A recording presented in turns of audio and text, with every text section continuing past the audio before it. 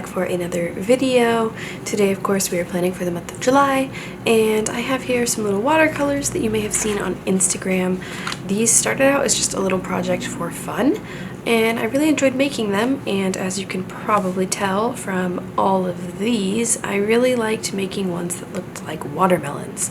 So I decided to make July's theme watermelons, and also June and July are very busy months, and I really didn't want to make a video, but I wanted to try to make myself still stick with it. So some of this is not going to be voiceover and is going to be me talking to you guys live while I'm planning. So thank you so much for being here, of course, as always.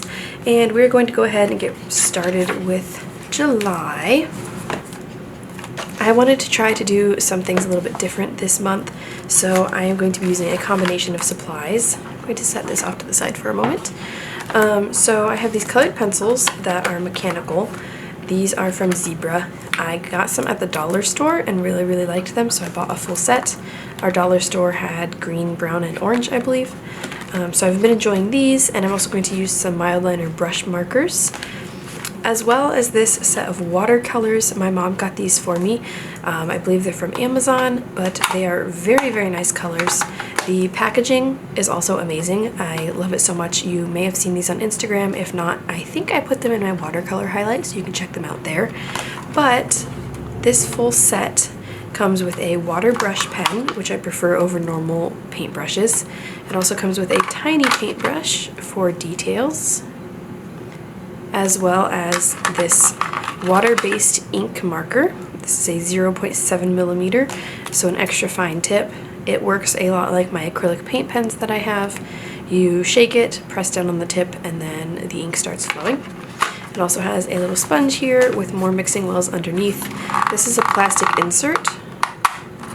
It can be removed, but it's kind of loud, so I'm not going to do it right now. And it also came with a card to swatch all of your paints on. This one is just like a watercolor paper, and there was also a full set of watercolor papers that are this size that were also included. And then if you turn it sideways, this is the way that the plastic swatch card is oriented. So it has all of the color codes and names, and then they line up over top of the paints. So I usually like to pull out the water brush pen and put this swatch card in there and have the paints set like this. And then, this little clip got stuck, sorry about that. And then I will have this sit up propped somewhere. Usually I have like this little stand. It's just a little rabbit. It came for free with something else that I ordered. So I'll just like set this on there so I can see the true colors, the swatch cards, and the paints all at one time. So I've really been loving using these. I used these paints to make both of these, and I really like the color options and how bright these colors are. And this particular sheet of paper I actually did scan, so it is now available on Redbubble and Society6 on, in all, probably about 120 different items. There's almost 90 on Redbubble, and I don't remember how many there are in Society6, but you can get this on phone cases and notebooks, all sorts of cool things. So if you're interested in that, you can go check that out. And we are just going to now actually go ahead and get started. I know I said we were going to do that earlier, but we also today, this is my sermon notes notebook. So let me see. Some of these pages aren't very pretty because depending on how fast I have to write. So these are some of the older pages from February. I really liked how these ones turned out. And then I forgot to fill that one in.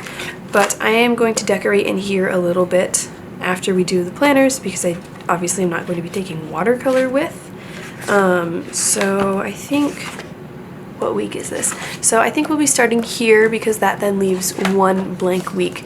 At the time I'm filming this, it is the 21st. So we then have the 25th left, so I can use this spread for that, and then this will start July. So I'm also going to do a little bit of decorating in here, nothing too crazy.